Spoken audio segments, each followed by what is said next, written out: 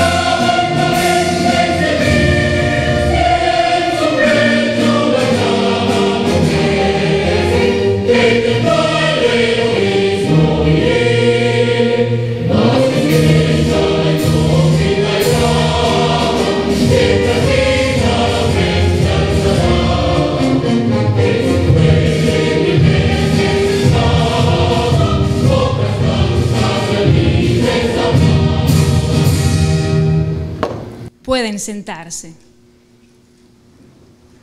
Y como cada acto que realizamos, acostumbramos a ponerlos en manos del Señor, esta actividad no es la excepción.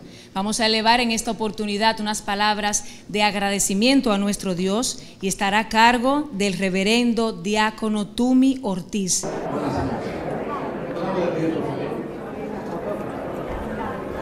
En el nombre del Padre, del Hijo y del Espíritu Santo.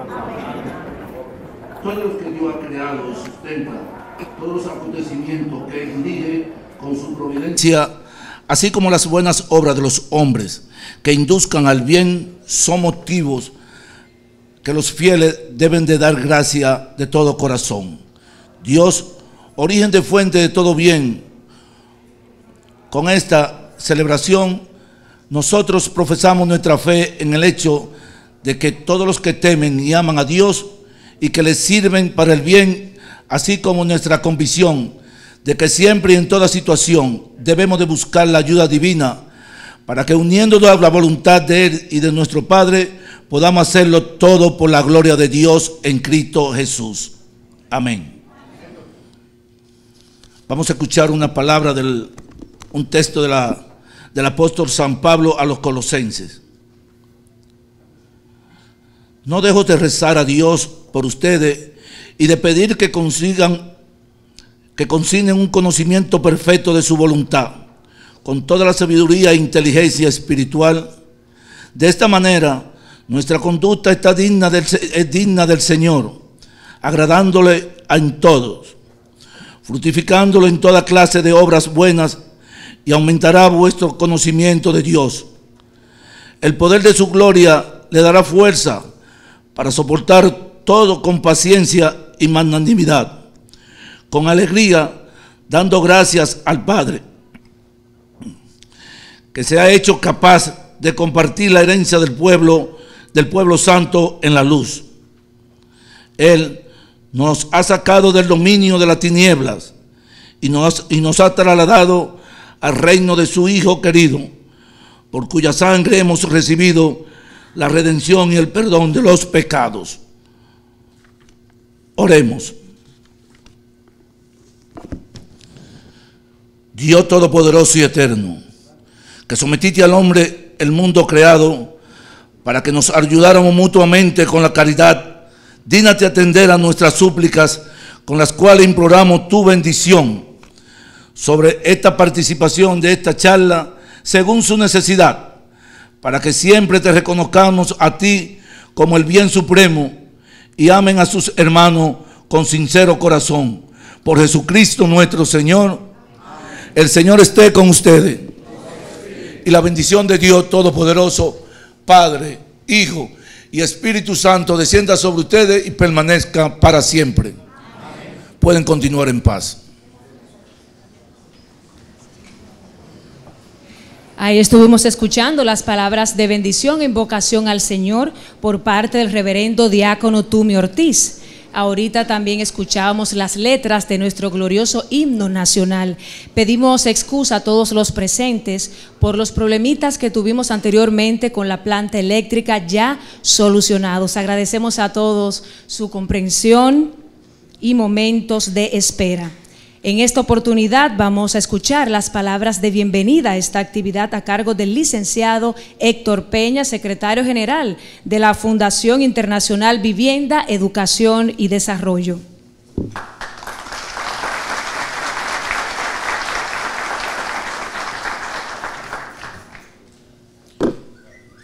Buenas noches para todos.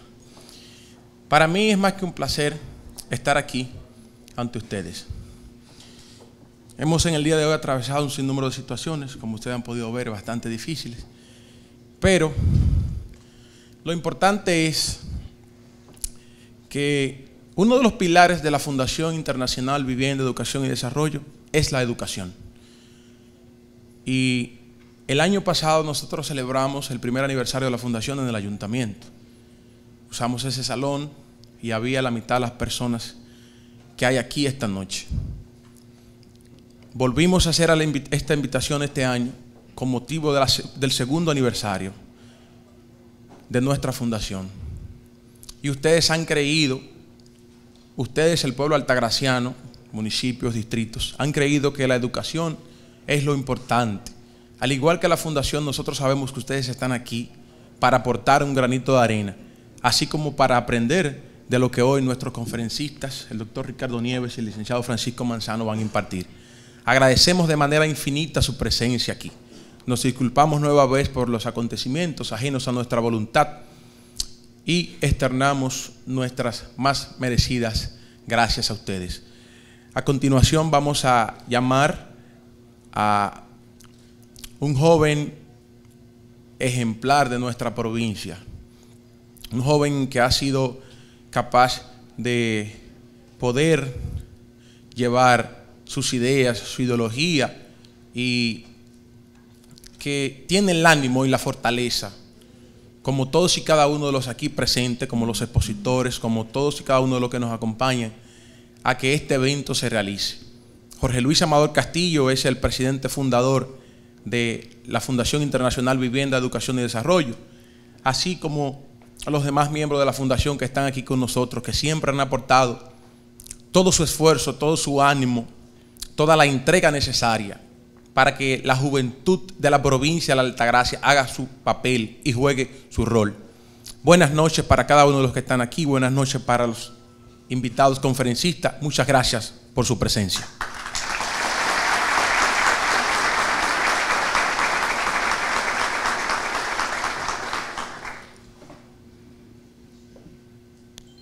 Buenas noches.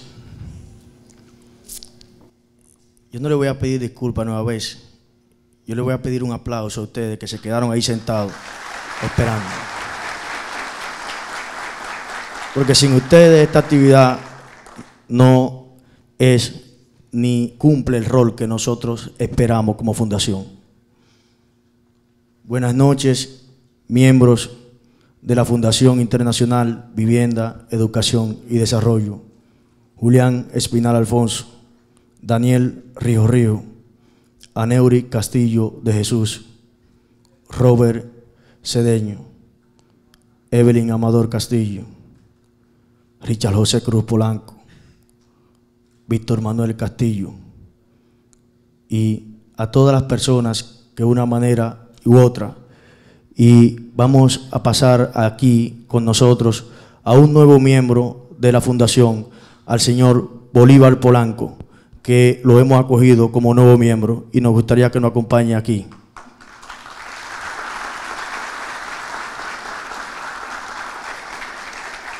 Buenas noches, conferencista Ricardo Nieves de la Cruz y Francisco Manzano Rodríguez. Buenas noches, magistrada Rafaelina Ruiz Rodríguez, juez titular del Tribunal de Tierra de la provincia del Seibo.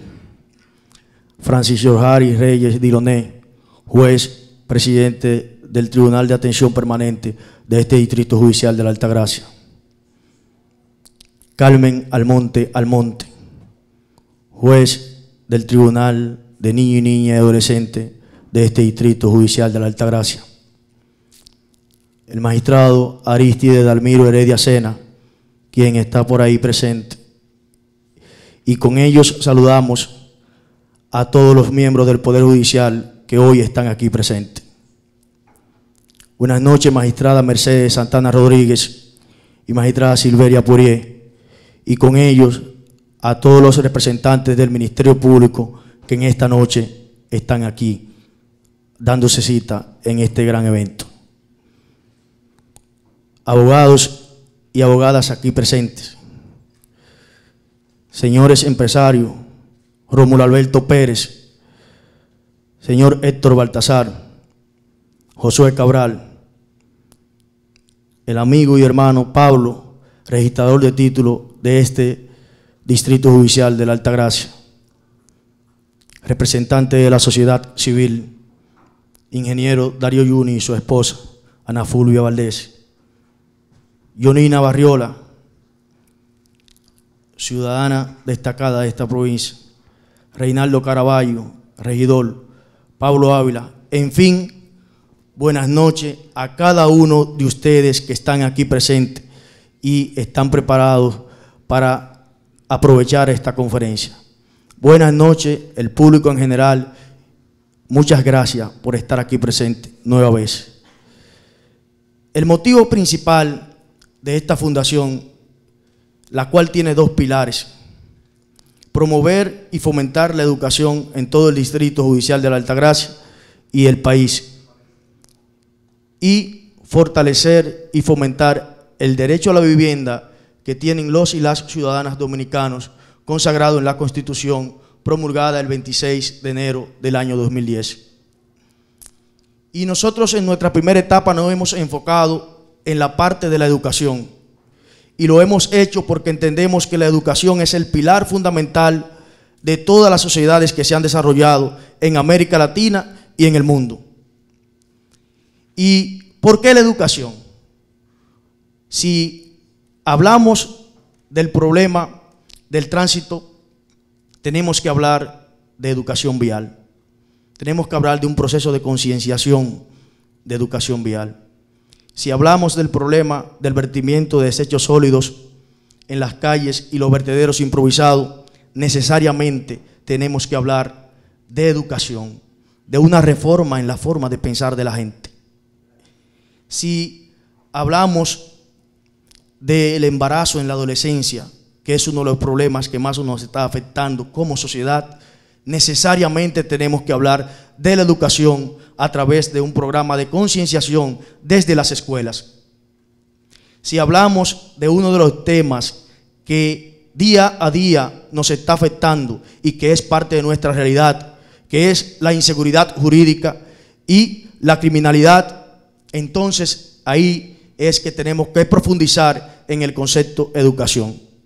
En fin, la educación es el único elemento que nos ayudará a nosotros como sociedad a alcanzar el desarrollo que nosotros esperamos como ciudadanos. Y nosotros como jóvenes decidimos invitar a todas las fuerzas vivas de la provincia para llevar el mensaje de que el cliché de que la juventud es el futuro debe de ser abolido totalmente. La juventud es el presente y el ahora de la República Dominicana. La juventud es el todo, de la mano con aquellas personas que han aportado al desarrollo de nuestra provincia. Y yo quiero cerrar estas palabras provocándolos a cada uno de ustedes. Hay dos caminos: o nos quedamos sentados y seguimos viendo cómo día a día se detrimenta nuestra sociedad, o tomamos un camino de unificación de criterio y aportamos todo un grano de arena al fortalecimiento institucional, al desarrollo y a la lucha por lograr las reivindicaciones sociales que necesita nuestro pueblo. Muchas gracias.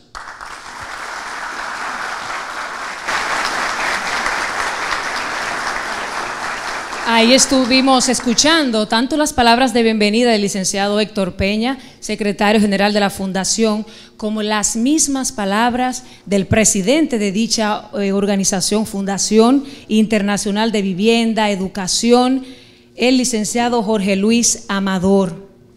Y queremos destacar en esta oportunidad la presencia entre nosotros, como ya el mismo licenciado había comentado, de la magistrada Rafelina Ruiz Rodríguez, juez presidente de la jurisdicción inmobiliaria del Ceibo; la magistrada Carmen Almonte, juez del Tribunal de Niños, Niñas y Adolescentes; Francis Reyes Diloné, juez del Distrito de la Altagracia, así también como del magistrado Arístides Dalmiro Heredia Sena; de la licenciada Silveria Poiriet, fiscal; de la licenciada Mercedes Santana Rodríguez, procuradora fiscal del Distrito Judicial de la Altagracia, y también a todos esos miembros, tanto del Poder Judicial como del mismo Ministerio Público que esta noche nos acompañan. También están con nosotros el licenciado Pablo Caraballo, registrador de títulos de Higüey; el señor Jorge Subero, presidente ejecutivo de CAPCANA, así como el señor Héctor Baltasar, vicepresidente ejecutivo de CAPCANA, que también estuvieron diciendo presente en esta actividad. El licenciado agrimensor Rómulo Alberto Pérez, empresario, nos acompaña esta noche. Licenciado Manuel de Jesús Herrera Peña, presidente de Tanque Motors. Licenciado Lucas Pilier Rodríguez, empresario. El licenciado Eufemio Reyes, presidente de Ferretería La Imagen; el licenciado Darío Yunes junto a su esposa Ana Fulvia Valdés, ambos, defensores de la sociedad civil; Jonina Barriola, presidenta y propietaria de Jonina Travel; Reinaldo Caraballo, regidor del ayuntamiento de nuestra ciudad de Higüey; Miguel Rojas, presidente del Colegio de Abogados; el licenciado Rudy Pérez, también secretario de Turismo, que está con nosotros en la noche de hoy; profesor Henry Castillo, director electo de este centro de la UAS Higüey;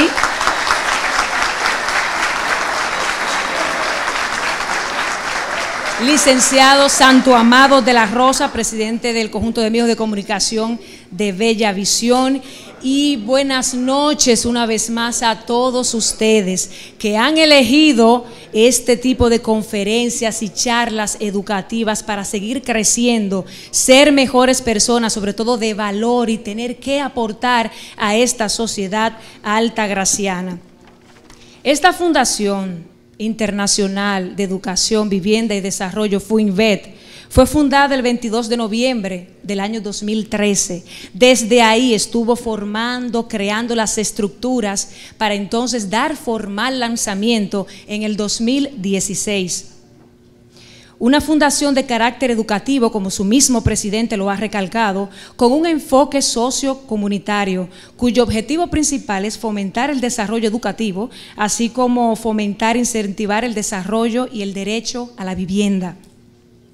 Esta fundación es sin fines de lucro y en consecuencia se instituye y organiza de conformidad con la ley número 122-05 del 3 de mayo del 2005, la cual regula, fomenta las asociaciones sin fines de lucro. Dentro de los objetivos de esta fundación está sobre todo el contribuir con el desarrollo educativo de la sociedad en el ámbito nacional e internacional, con el fin de aumentar los niveles de educación de nuestra gente, además de fomentar la educación en todos los niveles de la sociedad, promoviendo iniciativas en beneficio social para que las personas necesitadas puedan obtener los medios que le permitan su propio desarrollo educativo y una calidad de vida. Esta fundación tiene como presidente al licenciado Jorge Luis Amador, Secretario General, Víctor Manuel Castillo González. Secretario de Organización, Aneury Castillo de Jesús. Secretario de Finanzas o Tesorero, Héctor Bienvenido Peña García. Secretario de Actas y Correspondencias, licenciado Julián Espinal Alfonso. Secretario de Relaciones Públicas, el licenciado Rafael Guerrero del Rosario. Vocales, Wilma Eduardo Amador Castillo, Evelyn Amador Castillo, Carilín Mercedes Peña García y el recién también integrante nuestro ya, Bolívar Polanco. Mucho hemos dicho de la importancia de la educación y de que es un cliché. La educación es el elemento principal que hace que los pueblos avancen. Pero un pueblo avanza cuando su gente es rica, ese capital humano.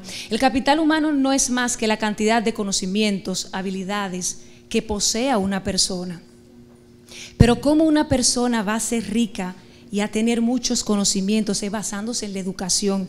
Mientras más preparado es un pueblo, entonces sus oportunidades de crecimiento y desarrollo son óptimas, o por lo menos hay mayores posibilidades. Es cierto que nuestro país tiene un porcentaje interesante de crecimiento económico, aumento de la producción de bienes y servicios durante un periodo determinado. El asunto ha estado en distribuir ese crecimiento económico de forma tal que se traduzca en una mejoría de la calidad de vida de sus ciudadanos. Parte de distribuir ese crecimiento económico es aportando educación. Un pueblo tiene desarrollo económico cuando invierte en su gente, sobre todo en su educación, en su capacidad.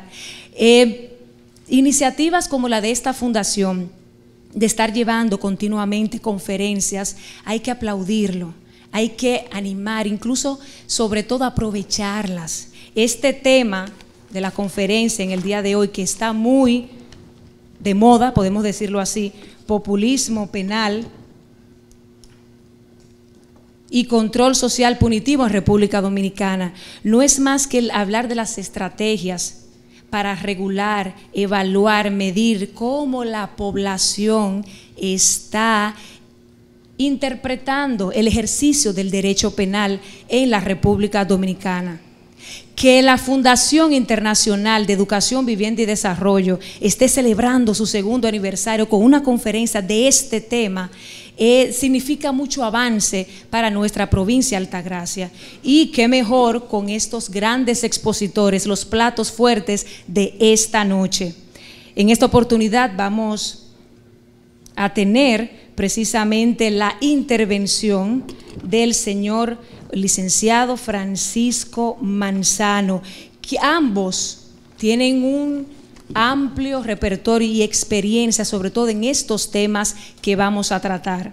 Podemos decir un poquito del licenciado Francisco Antonio Manzano Rodríguez, egresado de la Universidad Autónoma de Santo Domingo, donde obtuvo el grado de licenciado en Derecho, mención magna cum laude en el año 2005, y con años y años de experiencia en el ámbito del derecho. Es autor de numerosas obras, por ejemplo, de la responsabilidad penal de los administradores en los delitos societarios. Y actualmente es catedrático de la Escuela Nacional del Ministerio Público. A él, con un fuerte aplauso, recibimos en estos momentos.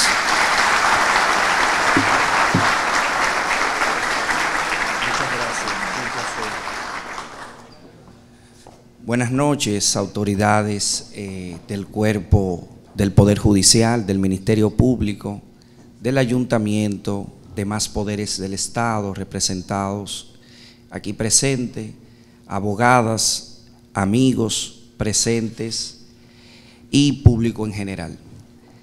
Agradezco pues de manera personal la invitación a reflexionar sobre un tema que digamos mueve muchas pasiones y que generalmente desde el ámbito académico el resurgir de ponerse de acuerdo distancia mucho.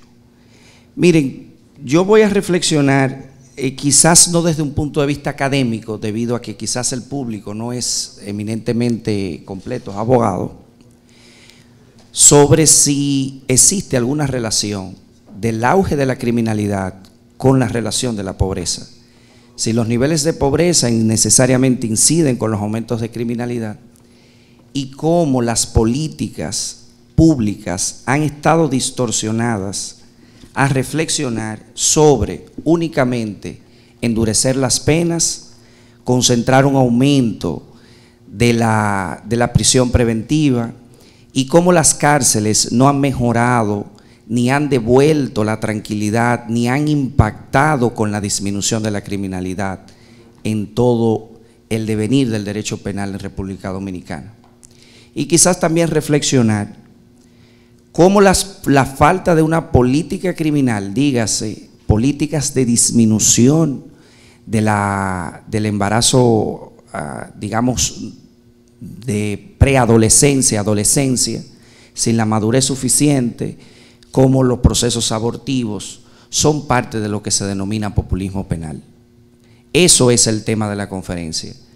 ¿Qué significa eso de populismo penal? Eso mismo, utilizar el derecho penal para decirle a la población o decirse la población que el derecho penal o el aumento y el endurecimiento y la persecución de la criminalidad es la solución al problema de criminalidad, cuando desde el ámbito científico eso ha sido desmontado y no ha sido cierto. También ha sido desmontado que los índices en los países más ricos usualmente deberían de haber menos criminalidad y que los países más pobres siempre está asociado a mayor criminalidad. De hecho, los barómetros internacionales que miden no solamente el ingreso per cápita, sino la cualificación del índice de sometimiento de la ley a la rigurosidad del sistema jurídico, esos sistemas han dado traste de que, por ejemplo, en Estados Unidos existen más homicidios por año que en África. Existe la probabilidad 2 veces de que si usted viaja a Estados Unidos sea pasible de ser factible de un homicidio que si usted va a Asia. Es decir, que los niveles de riqueza no necesariamente están asociados exclusivamente a un ángel de la delincuencia. De hecho, se tomó como muestra la parte sur de África, dígase países como Senegal, países como Estrasburgo, como esos países de muy baja ingresos económicos, y estaban por debajo de las líneas de Europa Central en los niveles de criminalidad. Eso ha desmontado el mito de que la pobreza necesariamente trae niveles de conflictividad de manera automática. Ahora bien, si tomamos, por ejemplo, República Dominicana, los niveles de incidencia de criminalidad están más asociados a la falta de distribución de las riquezas. Por ejemplo, ustedes toman a Cuba y en Cuba los niveles de criminalidad son los más bajos de toda la región y tienen el menor capacidad de ingreso. Y Chile, que es, digamos, el país con mayor cantidad de distribución equitativa de riqueza del mundo, solamente suceden entre 12 a 13 homicidios por cada 100.000 personas al año. Si tomamos México, para que ustedes tengan un ejemplo, en México suceden 27.000 homicidios violentos al año y en República Dominicana solo existen 2.000 crímenes violentos. En Brasil, y eso veníamos discutiéndolo el doctor Nieves y yo, suceden casi de 59.000 crímenes violentos al año, más que lo que hizo la guerra de Siria el año pasado. De hecho, resulta paradójico lo siguiente: cuando Irak estaba en su mayor grado de concentración de conflictividad, que fue en el 2011, solo sucedieron 4.000 muertes en un año de víctimas. Sin embargo, en República Dominicana sucedieron 2.900 y en México se registró 25.000 muertes. Es decir, que los índices de seguridad que nos venden en los medios de comunicación están relacionados a crear cierto temor para crear un endurecimiento automático de las penas. Es decir, llevar a que la criminalidad sea castigada con mayor dureza y que las cárceles sean llenadas con mucho mayor tipo de juventud segregada de la sociedad.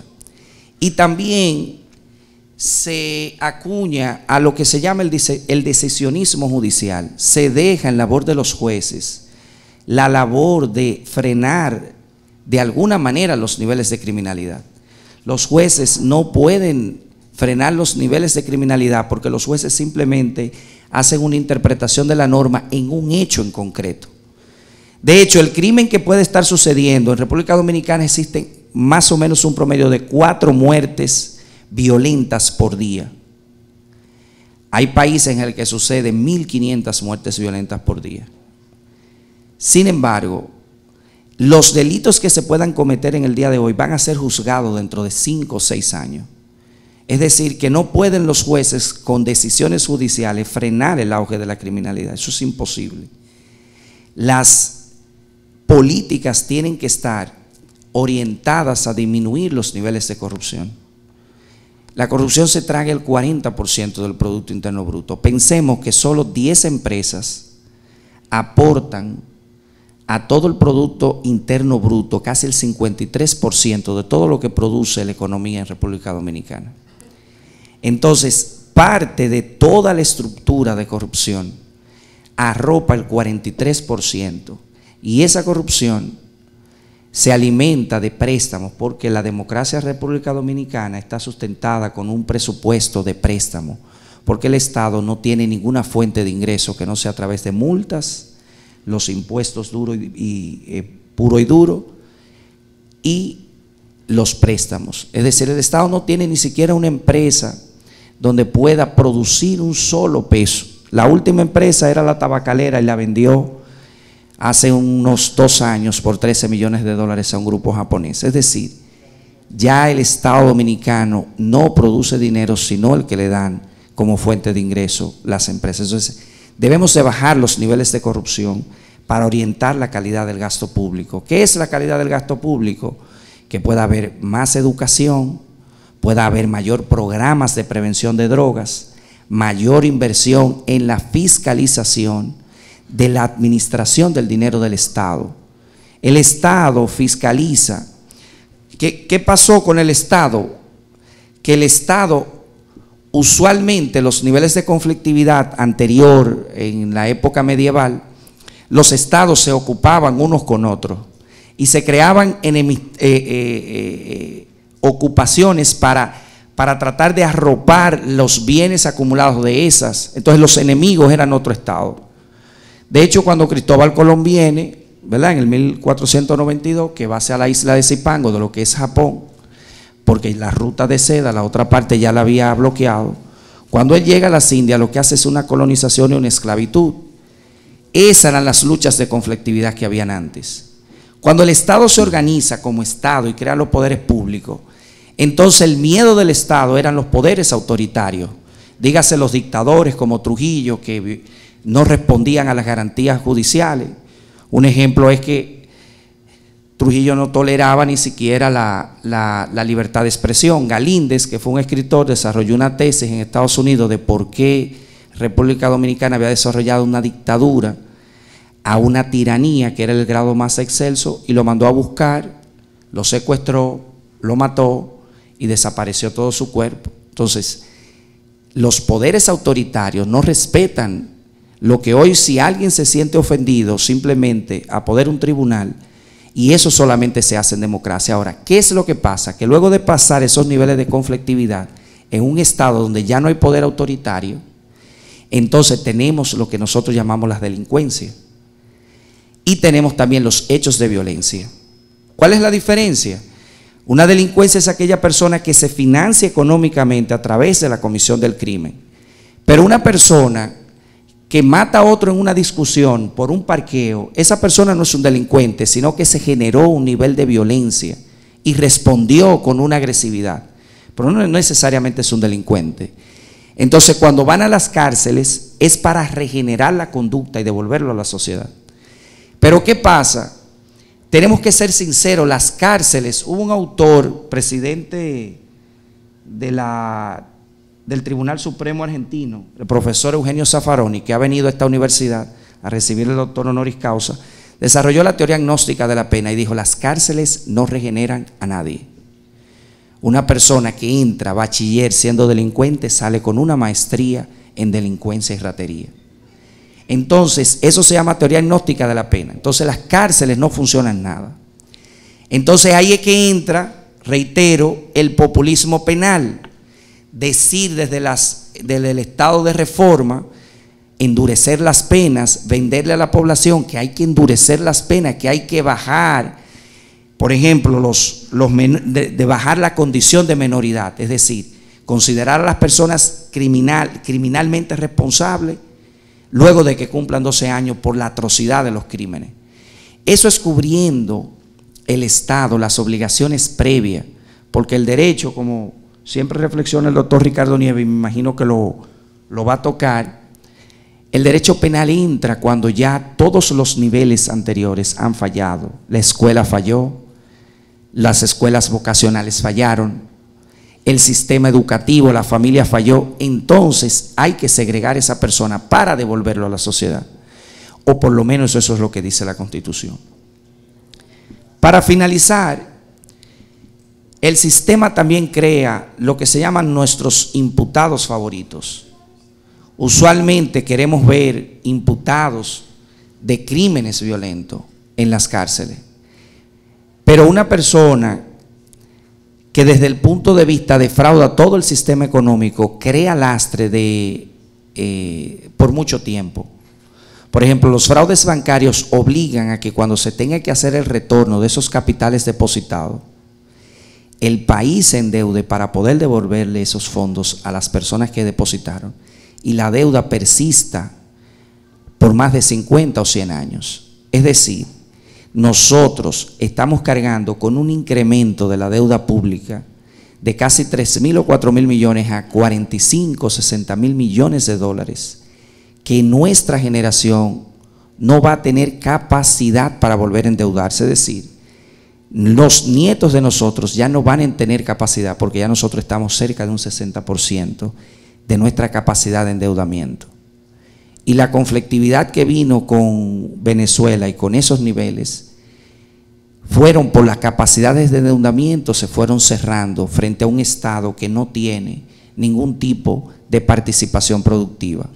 El Estado, a partir de las políticas neoliberales, lo que hizo fue que se convirtió en un Estado regulador. Por eso es que están las SIP. ¿Qué son las SIP? La superintendencia.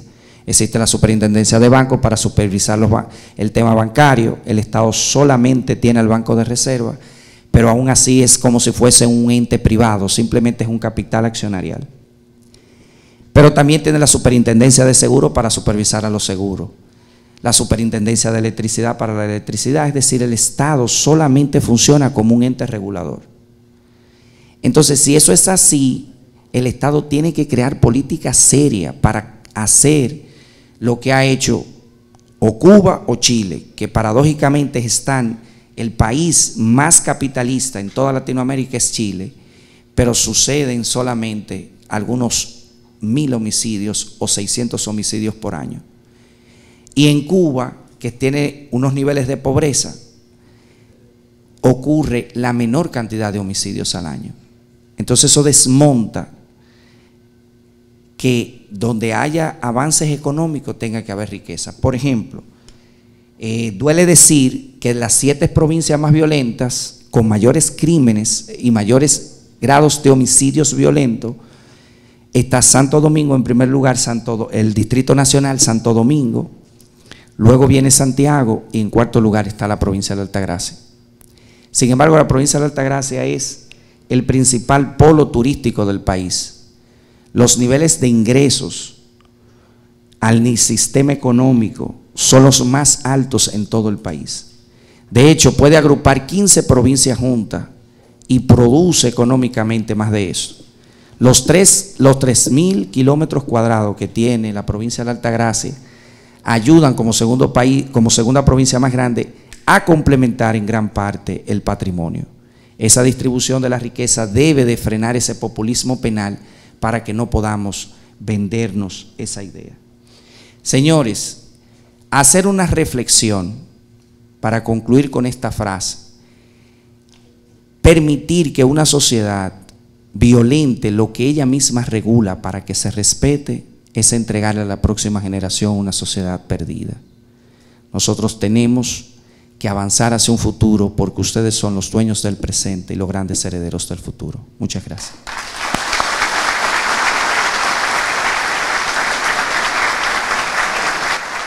Fuerte ese aplauso al licenciado Francisco Manzano con una magistral intervención en esta conferencia de populismo penal y control social punitivo en la República Dominicana. Y en esa misma tesitura y sin perder tiempo recibimos a nuestro segundo exponente de la noche, el doctor Ricardo de la Cruz Nieves, quien es doctor en medicina desde 1988, licenciado en periodismo desde el 1995, con licenciatura en Derecho 1998, estudios en Pedagogía y tiene varias publicaciones literarias entre las que podemos citar Oficio Peregrino, libro de cuentos, ganador de varios premios nacionales en el campo jurídico, sobre todo, teoría del delito y práctica penal. En esta ocasión recibimos al doctor Ricardo Nieves.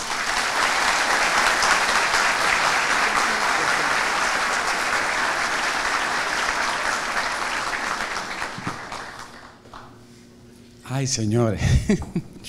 Buenas noches. Buenas noches. Así.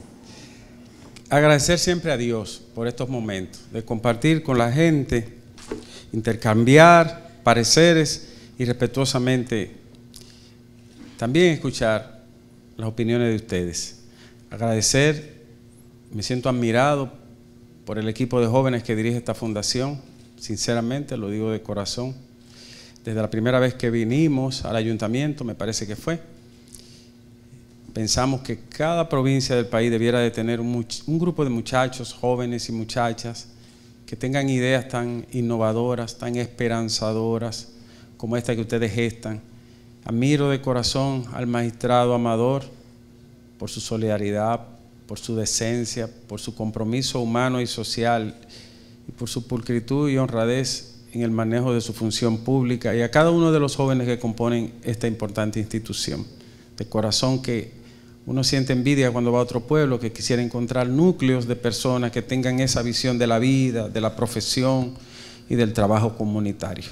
Sinceramente, muchísimas gracias.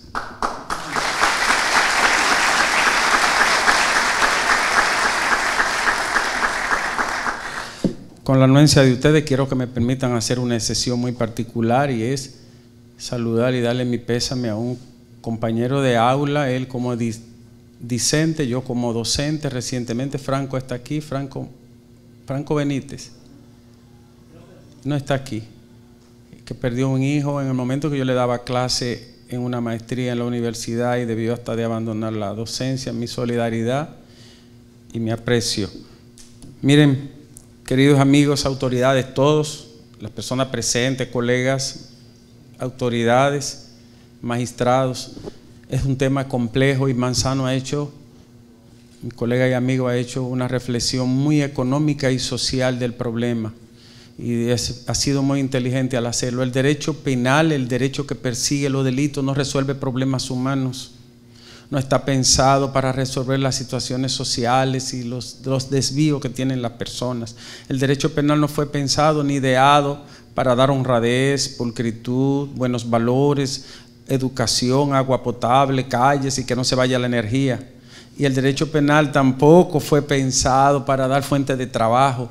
El derecho penal es el último escalón, es el extremo de los extremos, es la última razón para tratar de corregir a la gente. Lamentablemente nuestros estados acuden al derecho penal para tratar de resolver y mitigar los problemas de la delincuencia y de la criminalidad. Y eso se llama, los entendidos le llaman en Europa y en Estados Unidos, le llaman huida hacia el derecho penal, correr hacia el derecho penal para resolver cosas que el derecho no puede ni tiene posibilidad de resolver. Cuando veníamos en el camino, hablábamos de un niño que hace 3 días nosotros entrevistamos en la radio, un niño de 10 años de edad, de una familia pobre, de una familia humilde de nuestro país, corriente, común, y el niño es genial, asombrosamente genial. usted puede pararse y hablar con él de lo que usted quiera, de la materia que usted quiera, y puede preguntarle cualquier cosa de ciencia, de fisiología, de medicina, de astronomía, de medio ambiente, hasta de justicia y de política, y el niño le da una respuesta racional, pensada, bien dicha y con un lenguaje cuidadosísimo. ¿Cómo un niño de 10 años hace esto? Oportunidad. El ser humano es oportunidad. Oportunidad que se da u oportunidad que se niega. Nadie nace malo, bueno, virtuoso, inteligente, sabio, pundonoroso. La gente solo nace. Pero hay unos factores de carácter social, político y humano que van a determinar cuál va a ser el destino que esa persona va a tomar. Yo siempre le digo a mis estudiantes, aquí hay algunos de ellos que somos colegas ya son más sabios y más ricos que yo, gracias a Dios. Siempre le decía, un ser humano es 3 columnas sustentando un cuerpo. Una columna que se llama temperamento y que viene heredado de los padres, de la madre, de los tíos, de los abuelos, de la familia. Camina igual que el papá, tiene los mismos gustos que el papá, incluso ese color es el mismo que le gustaba a él, tiene la misma mueca, los mismos guiños, todo igualito al papá o a la mamá. Eso se llama temperamento. El otro pilar que sustenta a la persona es el carácter. Y el carácter es el más difícil porque ese no viene de fábrica, ese hay que formarlo afuera. Y el cemento que pega ese carácter se inicia en una cuestión que se llama hogar. Y ese hogar no es una casa por grande que sea y por bonita y que se parezca a lo de los peloteros, a la de Pin en San Pedro de Macorís, que es más grande que la de Robinson Cano. ¿Saben quién es Pin? El del CEA. Pues miren, sí, porque a la gente se le olvidan las cosas, hay que refrescarlo a veces. Pues miren, la casa no es que hace el hogar. La palabra hogar viene de hoguera. Y hoguera significa calor y calor significa cercanía. Eso quiere decir que los niños y las niñas no se crían como chivitos para allá y para acá sueltos, no, tiene que ser con calor. Y el calor solo lo da la cercanía. Hasta las moléculas, cuando se acercan, producen calor. Entonces la casa es el primer cemento para pegar el carácter de las personas. Y el segundo es la escuela, que constituye un 20 o un 25% de ese cemento. La casa un 75, un 80. El hogar.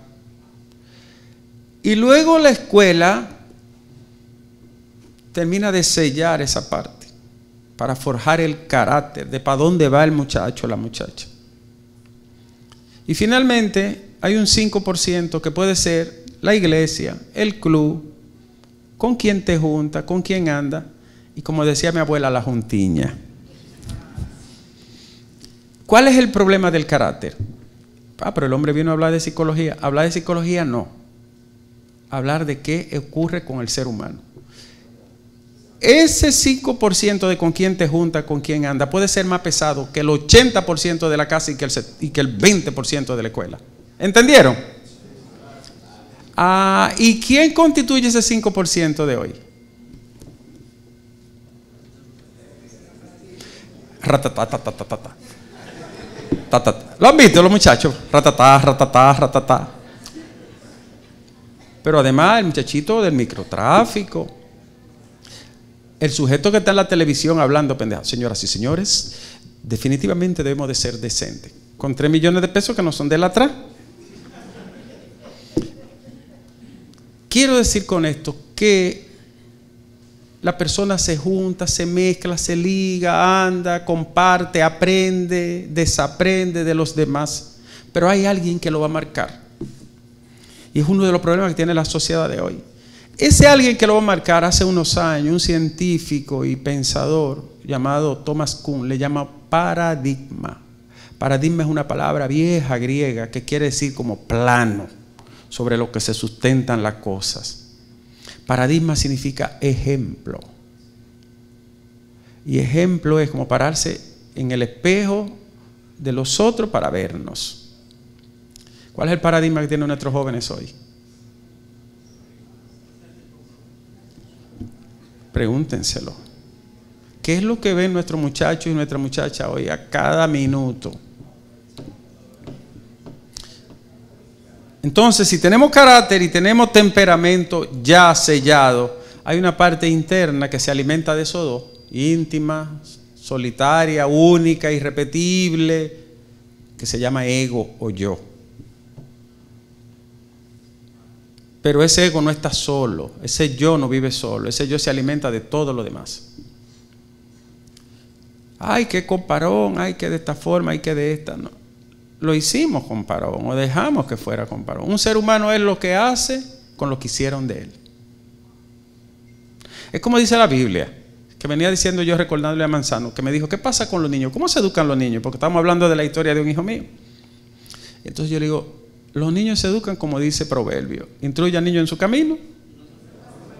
¿Y quién está instruyendo a nuestro niño? En lo público. ¿Quién lo está instruyendo? De corazón. ¿Quién lo está instruyendo? Ajá. ¿Ustedes saben quiénes son?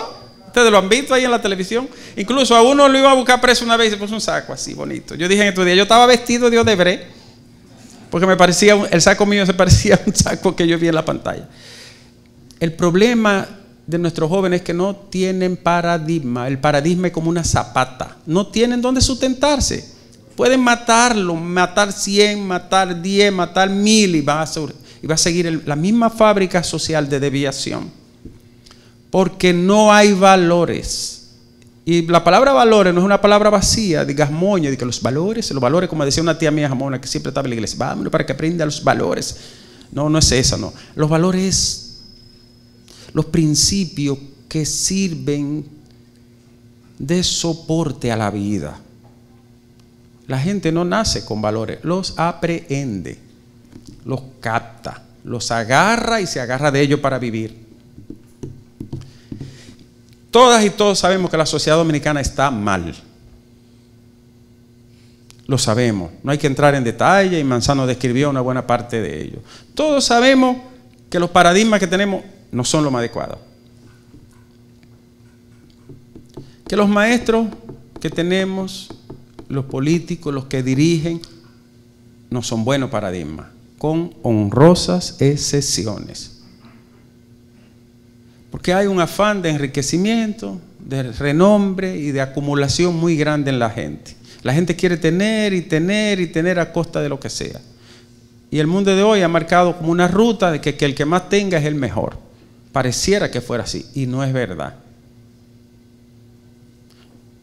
Yo no veo un político que sea más trascendente, por ejemplo, que Juan Bosch en esta fecha, no lo conozco. Ni que Duarte. Y ninguno tuvo nada. Hasta una casa hubo que regalarle a uno, porque ni siquiera para eso tenía. Señores, el mundo de lo que se vive y de lo que se ve se divide en ética y estética. La estética es lo que se ve, anda bonito, bien paradito. Yo me puse este saco que me regaló un amigo mío que se llama Amado, diputado, por cierto. Pero lo compró él, no fue que lo cogió de ningún sitio. Y quería verme bien. Eso es lo estético. La corbata de Manzano, eso es lo estético. Pero hay otra cosa que no se ve, porque desafía los siglos, está en lo profundo del ser y en la historia, y es lo ético. Y lo ético está en quiebra hoy, porque hay una escala de valores de vida que ha suplantado las paredes maestras de lo ético. No importa que reforme las leyes, que pongan las penas de 50, 100 años, cadena perpetua, castración química. No resuelve nada. Eso es lo que se llama populismo. Porque eso no resuelve el problema de la aviación ni de la delincuencia. Ni de la de lo de arriba, ni la de lo de abajo. No tenemos dónde apoyarnos éticamente. O es muy frágil el modelo de apoyo. Por eso vemos tantos problemas de personas, incluso jóvenes, que fracasan. Les cito 2 ejemplos y voy a hablar solo un poquito de derecho. Cuando el joven mató a la muchacha en la joyería, en el Conde, ¿recuerdan ese crimen horroroso que nos conmocionó a todos? Yo dije, sin conocer el caso, me puse a especular y dije, ahí había más que un simple robo. Parece por la forma y la cara, la gente que leemos mucha psicología nos volvemos psicólogos. Por la forma y la risa de él y la forma como dialogaba con las jóvenes, según se ve en el video, había unos nexos, unos lazos, un vínculo, una confianza, en efecto. El muchacho venía para el este, sacaba oro de abajo de la tierra, los convertía en cadena y iba y la vendía ya a la joyería. Y ese muchacho es orfebre o tiene una barrigol para estar vendiendo oro en una joyería. ¿Cómo es posible que le compraran piezas de oro y prenda a un sujeto que anda con una gorrita y unos zapaticos y la misma ropa? ¿Dónde conseguía eso?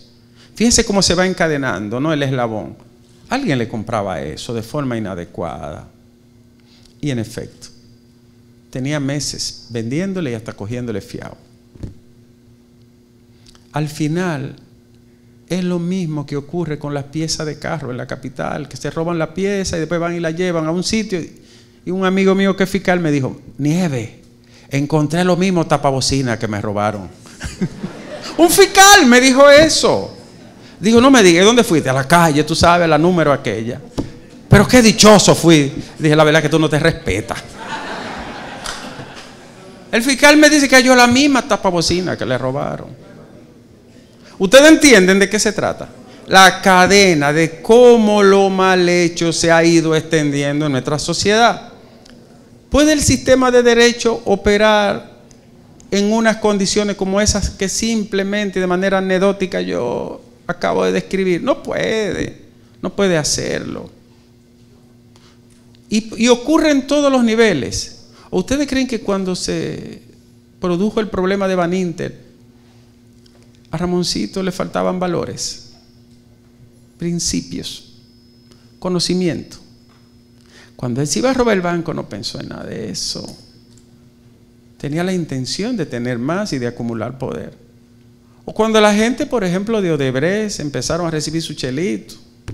¿Ustedes creen que ellos no sabían? Eso fue por desconocimiento. Pero algunos de ellos son los que hacen las leyes.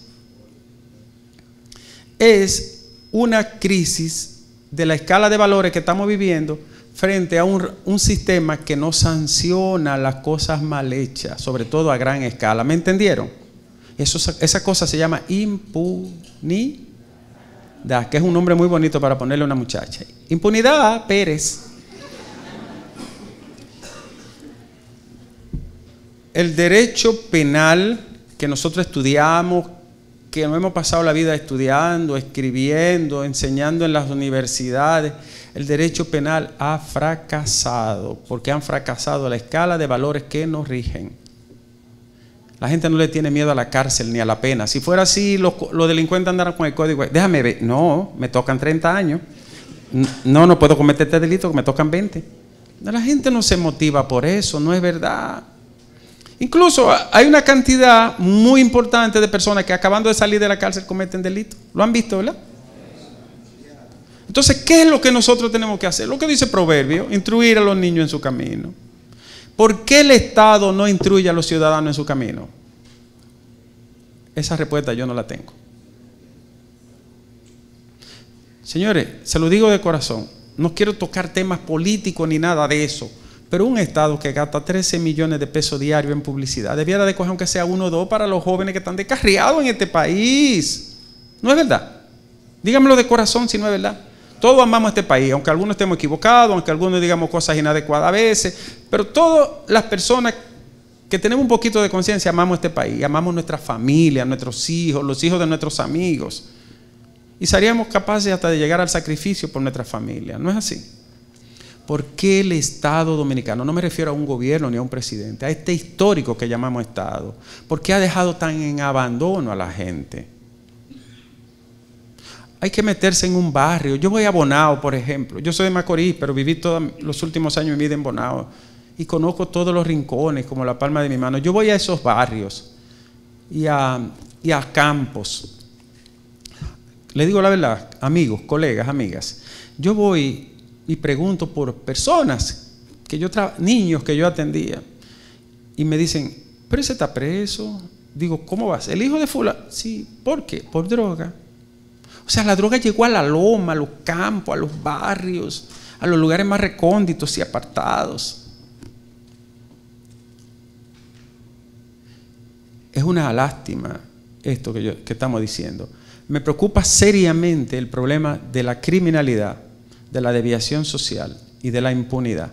México empezó así. Y al día de hoy México se jugó su última carta. Si López Obrador fracasa, nadie sabe qué va a pasar en México. Porque ese es un país donde se perdió el control, sobre todo en 8 o 10 estados donde gobiernan los grupos criminales, los carteles y el crimen organizado. Y si México no se endereza, no hay salida. Se han hecho todos los estudios y ya voy finalizando. Un señor que se llama Roberto Escarpinato, que es un experto en mafia y crimen organizado, duró 3 meses en México y lo anduvo completo, mandado por Naciones Unidas. Y le dijeron, hazme un estudio criminológico y sociocriminal de México. Y él, que era fiscal en Palermo, Italia, y enfrentó a la mafia, sabe de esas cosas y se metió allá. Hizo una descripción fenomenal. Ahora la conclusión es todavía más fenomenal. Cuando le dice, ¿cuál es la respuesta? ¿Cuál es la conclusión? No tiene conclusión. ¿Por qué no tiene conclusión? Porque no tiene salida local. No puede la justicia, porque le matan a los jueces, a los sobrinos, a los hijos, a los padres, a la madre, a los policías, al vecino, al primo y al compadre. No pueden, no puede operar. El 98% de los crímenes o los delitos son impunes, porque barrieron con el sistema de justicia por la impunidad y por la transacción con los delincuentes. La justicia tiene función y esencia solo si castiga en igualdad de condiciones. Si no, no existe. Entonces el populismo penal es resolver los casos en el periódico y en la televisión. Resolver la seguridad en los periódicos y en la televisión y con la patrulla mixta, que no resuelve nada, porque todos sabemos que no va a resolver nada. Cuando lanzaron la patrulla mixta fue el asalto allí, no puedo decir dónde, allí, en una villa, allí, ya saben. Compatriota. Entonces se trata, le digo la verdad, se trata de un esfuerzo sincero, de hacer un diagnóstico real. Yo le decía a Manzano cuando veníamos en el camino, nosotros estudiamos en España, en Estados Unidos, yo estudié en Alemania, para venir a sufrir para acá. Si se quisiera atacar la causa de la delincuencia y de la criminalidad, no se atacara nada más cuando ya se han producido los hechos, fuéramos a atacar la raíz del problema. Los barrios del pueblo que yo le menciono, repleto de microtráfico. Se produce un fenómeno que en términos criminológicos se llama estadotropismo. Estadotropismo es, y eso lo creó una dominicana en la Universidad de Massachusetts, es una teoría criminológica que explica la razón de por cual nuestras sociedades se están desbarrando con el problema de la criminalidad juvenil. El Estado se retira, el Estado no aparece, el Estado aparece de forma precaria, el Estado no resuelve y el Estado solo manda policía y guardia cuando es necesario. Brasil, México, Colombia, Centroamérica, algunos pueblos y más o menos de manera poco intensa República Dominicana y Jamaica. Estadotropismo es que si el Estado no está para hacer las cosas, incluso para castigar, alguien llena ese vacío. Se mueve un grupo, lo llena alguien. Y casi siempre quienes lo llenan son, en su inmensa mayoría, los grupos criminales, en menor, mediana o baja intensidad o alta intensidad. Es lo que ocurre con el microtráfico, que genera el 75% de los delitos de nuestros jóvenes y de la violencia en los barrios y en las zonas céntricas y urbanas. Los narcotraficantes, yo no sé aquí porque aquí no hay en Higüey, pero en los pueblos donde yo vengo, los narcotraficantes pagan los entierros, pagan estudios, compran el gas, compran pasola, pagan transporte, compran los teléfonos celulares y mantienen algunas casas. ¿Lo sabían?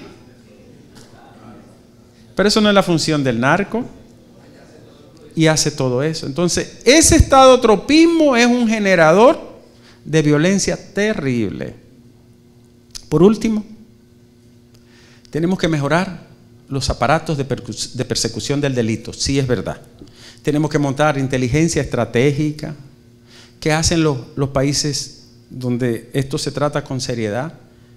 Preparan un personal, que los graban, que van y se mezclan con ellos y ellos no se dan cuenta, que ubican a los grupos criminales organizados, a los microtraficantes, cuáles son las cabezas principales, cuáles son los policías que van a comprarse semanales.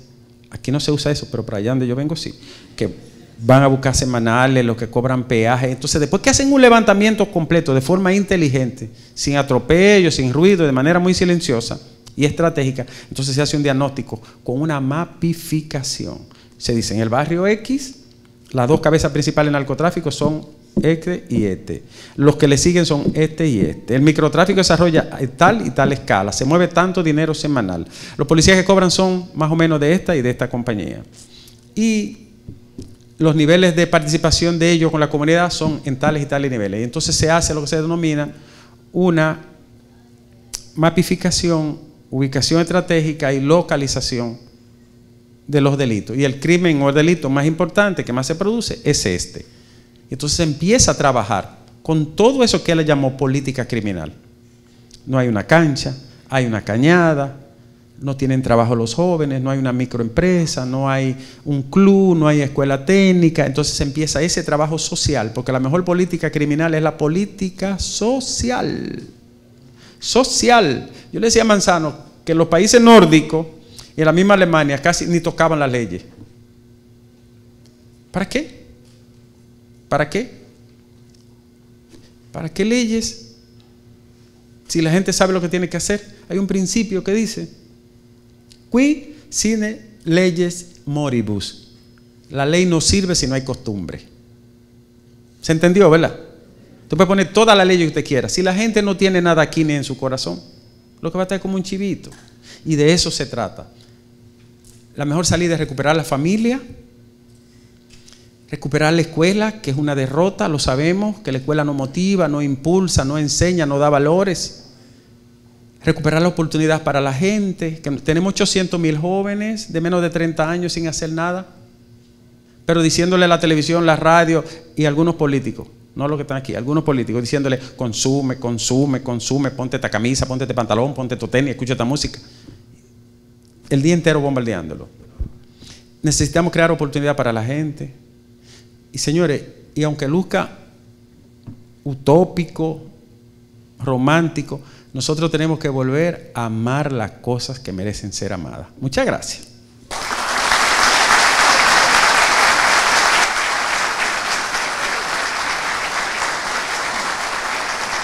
Bueno, de pie damos aplauso a estas poderosas intervenciones del doctor Ricardo Nieves y del licenciado Francisco Manzano. De hecho, los miembros de la Fundación Internacional de Educación, Vivienda y Desarrollo también les saludan. En esta oportunidad, y ya para finalizar, ha llegado el momento de reconocer precisamente la labor de estos dos ciudadanos. Para ello vamos a pedir en el escenario al licenciado Rómulo Pérez y Yonina Barriola, así como de la licenciada Silveria Poirier y el doctor Baltasar. Ellos estarán acá en el escenario para hacer entrega de estas placas y reconocimientos.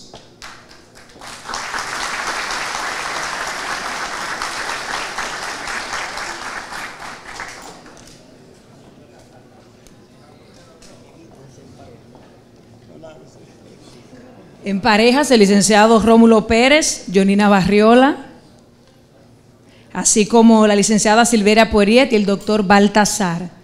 La primera placa, si es tan amable, licenciada Yonina, asimismo, se le hace entrega. Vamos a pedir también de pie acá en el escenario el licenciado Francisco Manzano y el doctor Ricardo Nieves.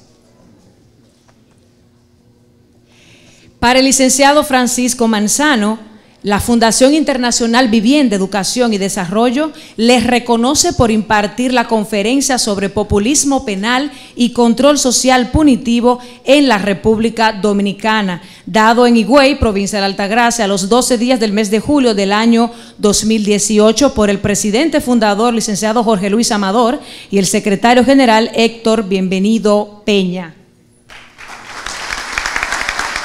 Se pueden colocar junto al licenciado Rómulo. Yonina, ahí está, atención a la cámara, en una foto que será para el recuerdo. Bien, la segunda placa. Asimismo, dice el doctor Ricardo Nieves, también por impartir la conferencia magistral de populismo penal y control social en República Dominicana, tanto por el presidente fundador de esta fundación, licenciado Jorge Luis Amador, y el secretario general Héctor Bienvenido Peña. Le van a hacer entrega la licenciada Silveria Poirier, el doctor Baltasar, ahí está, posando para la foto.